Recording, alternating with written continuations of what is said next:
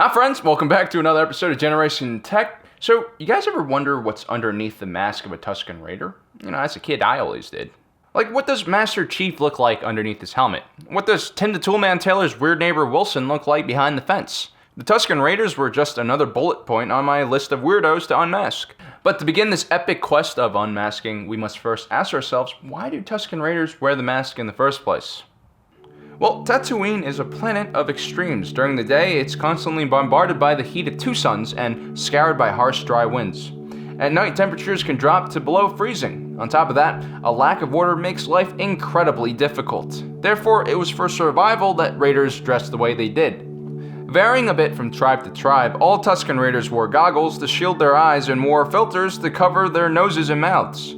And their bodies were wrapped head to toe to prevent precious moisture from evaporating. This was such a serious part of Tusken Raider culture that individuals who exposed their bare skin in public were either banished or killed, depending on the tribe.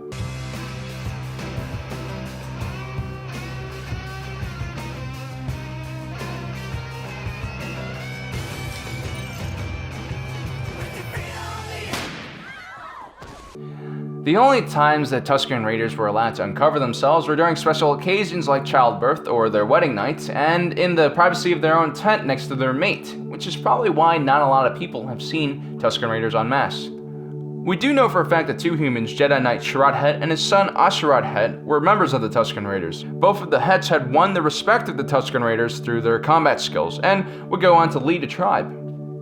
It was also known that human settlers would occasionally get kidnapped and adopted into Tusken Raider tribes, so at least a small percentage of Tusken Raiders were actually human. But that doesn't mean that humans and Tusken Raiders can breed. As a matter of fact, they can't. So who were the original native Tusken Raiders? In order to find that out, we need to delve deeper into their history. Tusken Raiders thought that written communication would cheapen the value of their history. That or they couldn't read. Yeah, they probably couldn't read. So a few individuals in each tribe became oral historians, known as storytellers. Hey, that's kind of like what I do, and I have been called illiterate by my grade school teachers. Anyway, it was through these storytellers that the origins of the Tusken Raiders were retold from generation to generation with no alterations. These storytellers were so important that if one died before training another apprentice, the entire tribe would have to destroy itself because it was considered unworthy. Like I said, an extreme planet with very extreme people and customs. So for the most part, the tale these storytellers told were most likely very accurate. But like any game of telephone that spans thousands of years, there's bound to be some inaccuracies, right? After all, this is considered more legends than canon by some. To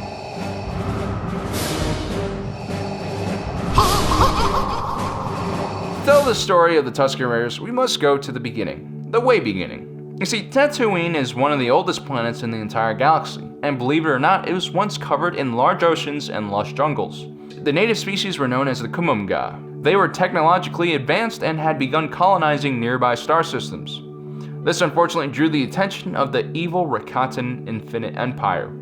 And by 25,793 years before the Battle of Yavin, Predor Tolkar of the Infinite Empire had enslaved their entire species.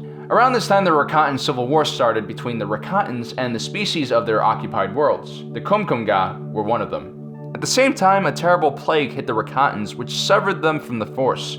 Since most of their technology was operated through the Force, this made the Rakatans extremely vulnerable. For some reason, the Rakatans believed that the Kumkumga were responsible for this plague, so they decided to bombard their world.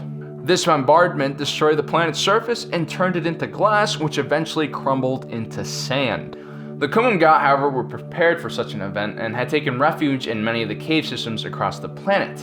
Many of them survived the attack, and over time devolved into two separate species, the Jawas and the Gorfa. The Gorfa would develop into a nomadic society, traveling from one water supply to another, and around 5,000 years before the Battle of Yavin, human settlers had arrived on Tatooine to prospect for minerals and ore. The Gorfa began stealing the technology of these settlers and adapting it to their own desert survival gear. By 4,000 years before the Battle of Yavin, the Gorfa were engaged in asymmetric warfare against the settlers and had evolved into the Sand People we know and love.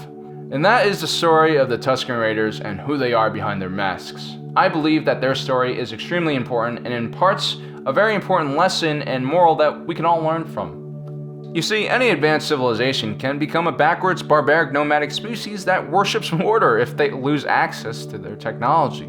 So the next time a fleet of alien overlords appear on Earth, we should just submit to them and relax.